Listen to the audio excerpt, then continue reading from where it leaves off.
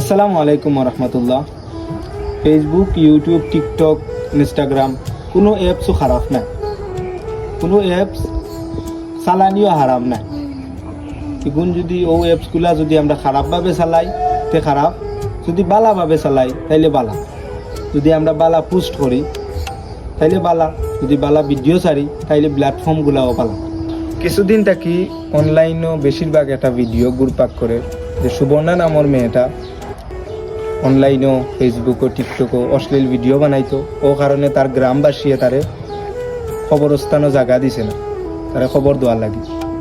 আত্মহত্যা করে মারা গেছে ও মেয়েটা, কিন্তু তার গ্রামবাসীয়ে ও মেয়েটার গ্রামবাসীয়ে খবরস্থানও জায়গা দিছে না খবর দেওয়ার লাগে।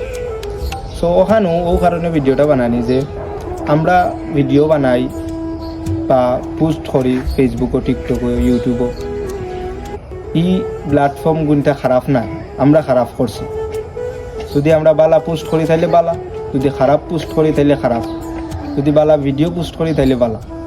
আমি রিকোয়েস্ট করবো যে বই নকলে বা ভাই হকলে পোস্ট করুন বা কন্টেন্ট ক্রিয়েট করুন, সবসময় বালা বালা পোস্ট করার চেষ্টা করবা।